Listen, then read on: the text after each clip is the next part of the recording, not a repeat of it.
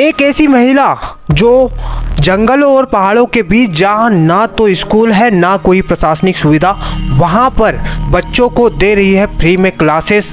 Classroom ना होने के कारण अपने ही घर को बना दी उन्हें शिक्षा की पाठशाला। ये एक बहुत ही इंटरेस्टिंग कहानी है और ये कहानी है मालती मुर्मू की। বাচ্চা আছে পড়াতে অসুবিধা নেই? অসুবিধা হলেও কি করবি দাদা, আমাকে তো পড়াতেই হবে। আমি যখন শুরু করেছি আর আমার ইচ্ছা আছে যে আমি বাচ্চাদেরকে পড়াবো, তাহলে তো আমাকে তো পড়াতে।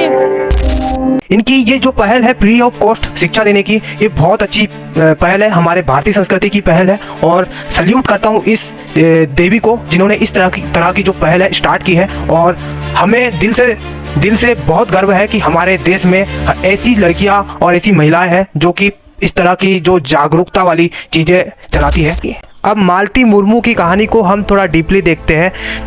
वेस्ट बंगाल के पुरुलिया जिला में जंगलों के बीच एक छोटा सा गांव है जिसका नाम है जिलिंग सेरेंज। ये गांव झारखंड और वेस्ट बंगाल के बीच में है और अयोध्या की पहाड़ियों के बीच में है।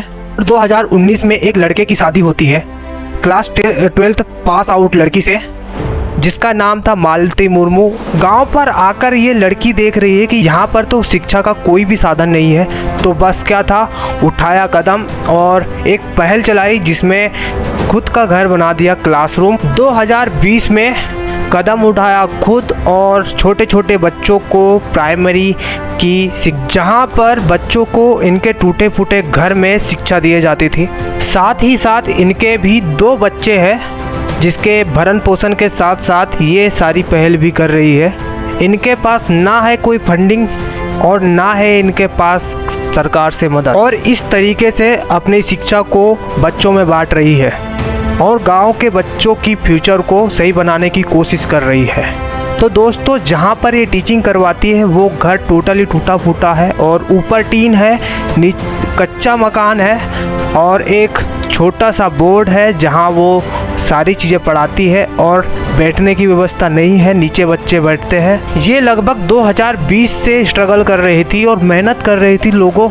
जब ये वायरल हुई तब कहीं सरकार की नज़र वहाँ गई और बहुत सारे यूट्यूबर, बहुत सारे लोग राजनीतिक वाले फिर पहुँचना चालू हुए। लगभग से 6 सालों से वहाँ वो काम कर रही थी।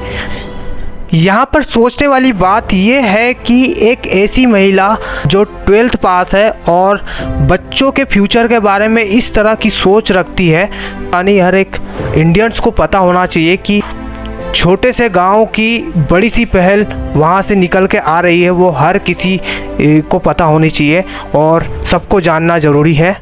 और इस पहल से पता चलता है कि शिक्षा कितनी महत्वपूर्ण है। और अगर आपको मेरी ये जानकारी अच्छी लगी, इन्फॉर्मेटिव लगी, तो मेरे चैनल को सब्सक्राइब करते जाना, साथ ही साथ वीडियो को लाइक करते जाना।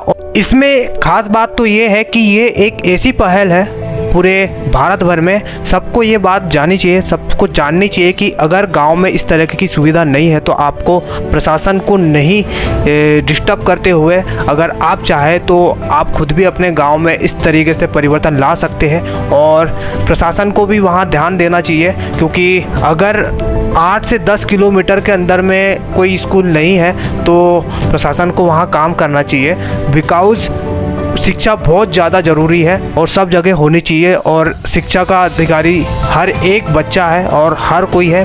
ये बात जाननी सबको इसलिए ज़रूरी है कि ये एकमात्र ऐसा गांव नहीं है जहां इस तरह की स्थिति है। हमारे देश में ऐसी हज़ारों गांव है जहां आज भी स्थिति बनी रखी है। मेरे गांव में भी ऐसी स्थिति है कि 8 से 10 किलोमीटर जाना पड़ता है पढ़ाई के लिए। हाँ, एक प्राइमरी स्कूल तो हर गांव में है, बट अब 10th 12th तक के क्लासेस हमारे गांव में अवेलेबल नहीं है। कम से कम 8 से 10 किलोमीटर बच्चे को पढ़ने जाना पड़ता है, तो कहीं ना कहीं एक अच्छा खासा दूरी तय करना पड़ता है। तो कहीं ना कहीं प्रशासन को वहां देखने की ज़रूरत है।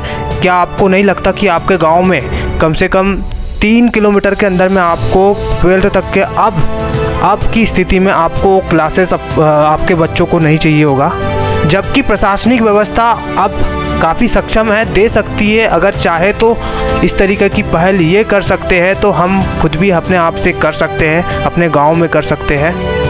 मिलते हैं नेक्स्ट वीडियो में। जय हिंद।